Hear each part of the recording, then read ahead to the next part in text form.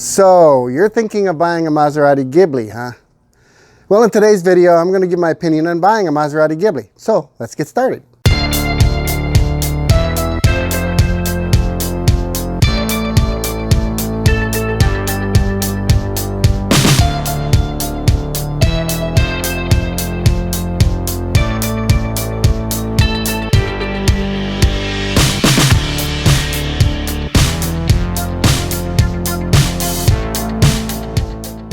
Hi, I'm James Raymakers, and this is my 2014 Maserati Ghibli SQ4. I've had it for 17 months and put 15,000 miles on it myself. It now has 68,000 miles on it, and it's been a very reliable daily driver car.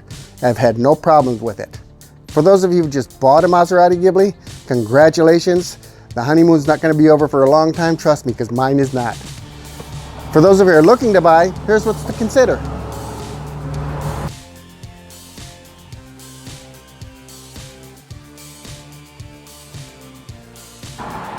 There are some options when you're buying your Maserati. You can buy new or used. If you're buying new, there's two options you have when buying new. You can lease your Maserati, or you can buy it. Under a lease, your lease is going to be for 3 years.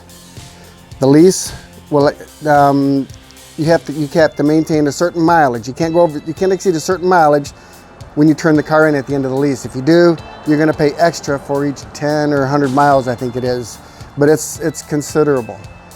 If you buy, then you don't have to worry about putting the high mileage on it except for the depreciation. With a lease, you escape the depreciation. When you buy, you're going to get hit with the depreciation. And if you buy a Maserati Ghibli, you're going to expect your Maserati Ghibli to depreciate around 60% within 5 years.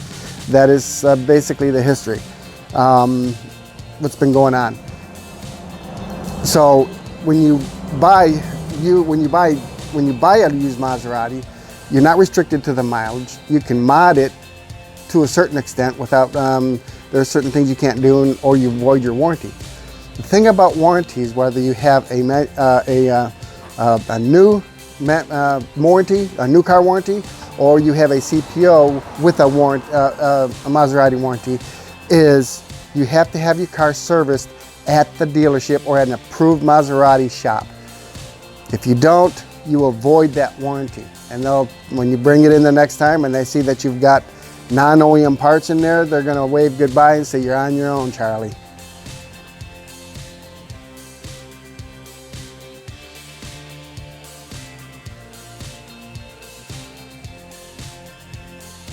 For used, you've got two options as well. You can buy CPO with a warranty. Again, Maserati factory warranty. You have to worry about where you're going to have it repaired or where you're going to have the servicing done. Or you can just buy a high mileage out of warranty. I bought this, it had 53,000 miles on it. It's been very reliable. I haven't had any problems with it. And when I bought it, I made sure that everything was okay with it first. I did my research on it. But when you buy CPO, you've got the warranty, you're going to pay a lot of money for the maintenance. A lot more is if you bought a higher mileage without a warranty. You can pick and choose where you want to have your service done, or you can do it yourself because you don't have to worry about voiding a warranty. And when you buy a higher mileage, non-warranted Maserati Ghibli, that has the lowest cost of ownership.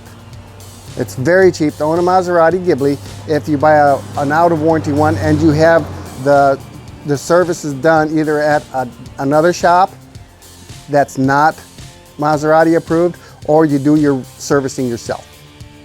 On this car, I do all my servicing myself. So I'm saving a lot of money, and my cost of ownership is really low.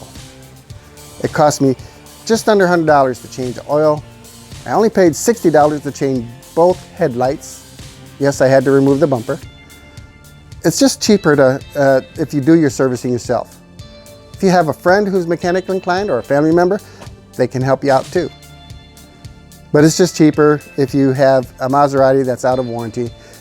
The bad thing about being out of warranty is, yes, you have to worry about it breaking down and financing the cost of repairs yourself.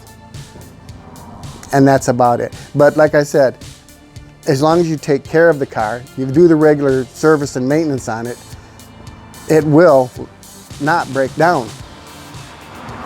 Mine hasn't yet anyhow.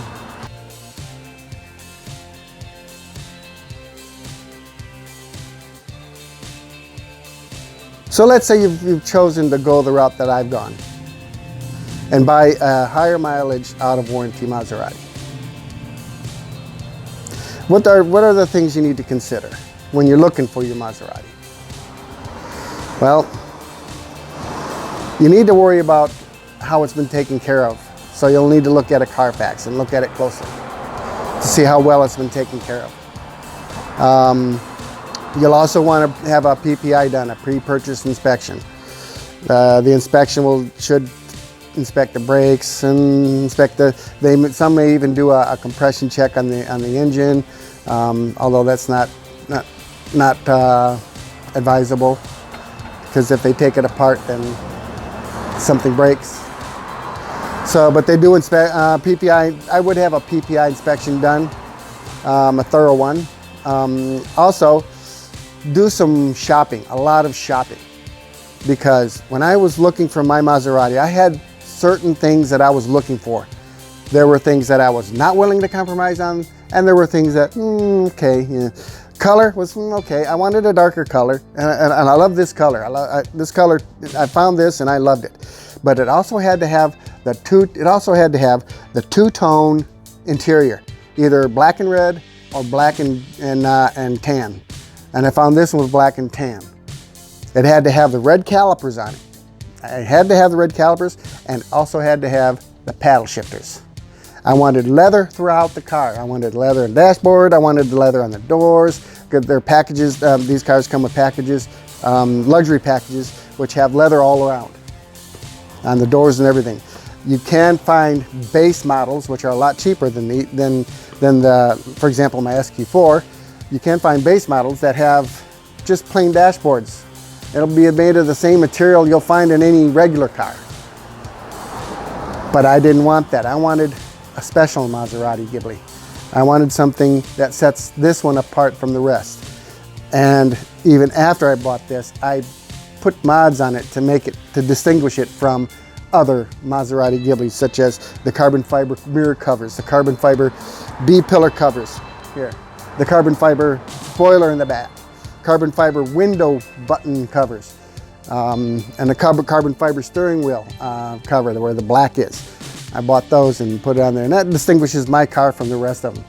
So again, and when you're looking for your Maserati Ghibli, do some shopping, look at all of what's available all over the US, and write down what features you want your Maserati Ghibli to have, and be patient. Eventually it'll come around.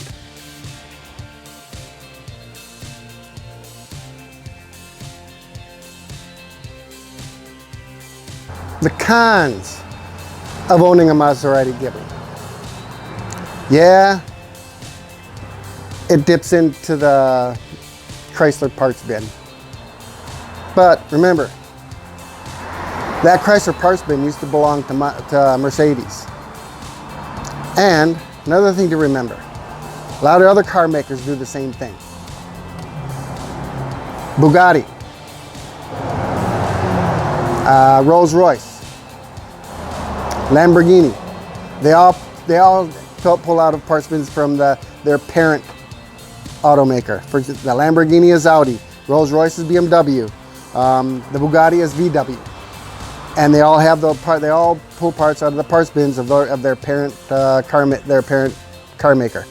So people have stooped as low as to say that the Maserati Ghibli is just a Chrysler 300 with a Trident on it, which is far from the truth. It is not. It's nowhere close. Yes, it shares a lot of parts, the window buttons and stuff like that, with the Chrysler 300, the Dodge Charger, the Dodge Challenger, the 200, the Dart, the Jeeps. It shares the same engine, some of the same engine parts with them as well. It also shares the same transmission. The ZF8H transmission is shared by a lot of different auto manufacturers. VW, Audi, BMW, A lot of the other car manufacturers use that same transmission. It's a German transmission. And even the Dodge Demon uses that transmission because it's capable of handling the torque of the Dodge Demon's 800 horsepower engine. The transmission is made in Germany, and it was rated by Car and Driver as the best automatic transmission on the market, which is evident with all the other car manufacturers using the transmission in their cars.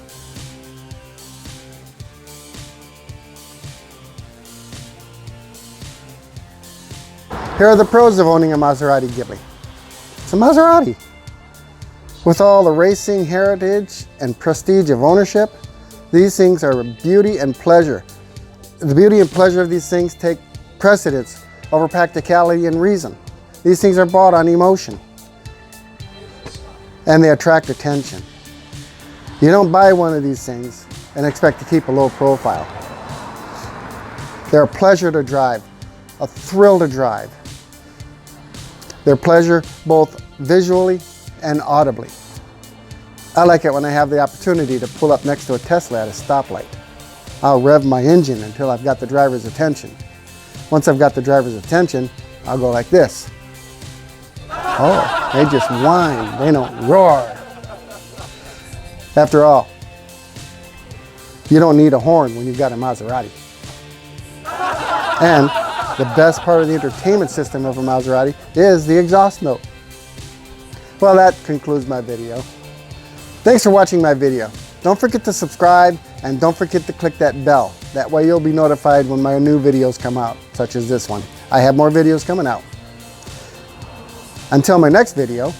And if you own a Maserati, be sure to get your thrills every day.